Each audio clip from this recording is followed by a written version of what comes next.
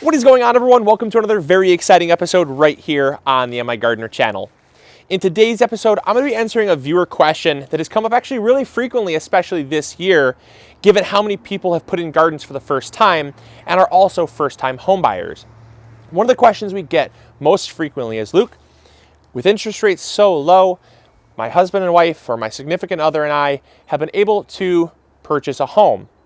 Now that we are actually home buyers, the first thing we'd like to do is put in a garden. But our issue is we don't know where to start. Now, you have a big garden. Would you recommend the size garden that you have? Or is there an ideal starting size of garden for a new couple, a new home buyer that might be new to this whole thing? And so, yes, I would really love to talk about this topic, and congratulations to everyone that is first-time home buyers, that is kind of endeavoring out on here, or if you're a home buyer already, but you're deciding to start a garden for the first time ever, given everything that's been going on. I think taking charge of your food security is a great decision. So you get 2 big green thumbs up for that. So yeah, I would really like to talk about that. And so I would say, yes, let's talk about that, because I think it's very important. You know, yes, we do have a big garden here. It's 12 raised beds. They are 48 square feet each. That can be really daunting for someone that is a first-time home buyer. Also, it does take up a fair amount of space here. This is right around 1,700 square feet total size. And so, that's a lot of space to designate that people might not have. That might take up an entire backyard. We were really fortunate to actually purchase, Mrs. MIgardener and I, we got a corner lot. So you get a little bit extra land. Plus we have a few extra kind of side yards that makes up for if you still want to run and play, have people over. It's not taking up your entire backyard. And so, yes, this is a fair amount of space to dedicate. And also, we do grow way more food than Mrs. MIgardener and I eat ourselves. We show you what's possible, what you can do if you have a lot of mouths to feed, or you want to grow for the soup kitchen, friends and family, and you really want to grow a lot of food. I'd like to show you what's possible. I also do know that I manage this. I manage this myself. Mrs. MIgardener has, she has a schedule of her own. So when she's free, she'll come out and help me. But this is manageable for me. I can do this, but I've also learned the steps that it takes to do this. This is not something that I just learned overnight. And one of the biggest mistakes I see people making is starting too big too soon. If you bite off more than you can chew, you end up sometimes really overworking, overspending, and even sometimes failing because it's just more than you can handle. And I think that is something that I really want to stress, is that you don't have to start with a garden this size to have a great time gardening and get your feet wet for the concept of gardening. And it's also something that you can add on to. A garden like this, what I really like is it's very much modular. You have each bed is 48 square feet. And what you can do is you can take 48 square feet and you can basically say, okay, I need this much space to really feel happy growing. Anything more than that might be extra. Anything like that could be stuff that I donate. But any less, and I might be selling myself short. Those are questions you have to ask yourself. And you really have to look at the plants that you'd like to grow and how much space that's going to take. But for this video, I'm going to give you kind of what I would consider, I think, a good starting point, if you will, for most people. Now, this will not necessarily apply to you, but it'll apply to most people. And so I'm going to give you the the ideal first-time home buyer, first-time gardener setup that's really going to get you guys growing a lot of food, but not having to spend a lot of resources. All right, let's go. All right, so the first thing I would start with is the type of garden you want to go with. For my recommendation for a first-time gardener, I would recommend raised beds. The reason why is because that's going to give you really good soil right to start out with. It's going to give you good soil that you can grow in, and it's going to allow you to actually manage the garden a little bit faster, a little bit easier, so that if you are short on time, it's not going to get away from you. In-ground is the most inexpensive, but as we've talked about, in-ground does come with a couple caveats. One, you have to have good soil to begin with. Number 2 is if you don't have good soil to begin with, and you really try to amend it, it's going to take a lot of time. And if you want to get a garden started right now, the best way to do that is just kind of to skip over all those steps and just start with really good soil, but you have to bring it in. That's going to include a little bit of cost and a little bit of time to get the raised beds built. But right off the bat, it's going to give you great soil to build in or to grow in. So the raised beds that we use are made of pine. That's the type of material that I would recommend you go with. Now, if you're living in like the Pacific Northwest, that is a material that is not a good material, I would recommend going with something like cedar. That's going to be far better for you. Now, if you're really into aesthetics and you want to go with like a metal raised bed, there's a lot of galvanized steel raised beds, and we have a video all about raised beds and things like that are really going to help you out and hone into those specifics. But basically, I would recommend sticking to some type of wood. Wood is very inexpensive. It's really easy to work with, and it's pretty accessible for most people. And then the size is very important. So people always ask me, Luke, does size really matter when it comes to gardening beds?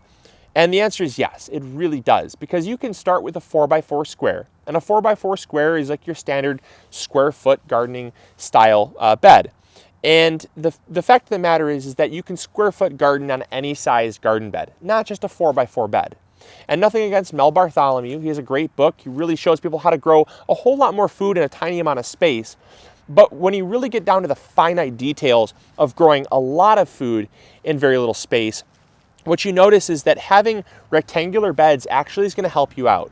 And that's because when you grow, you can actually grow a far larger amount of food in a bed that's, say, 40 square feet than if you were to take this bed up and just kind of break it up into many smaller beds. So you're going to get a lot more out of your raised beds by just going larger.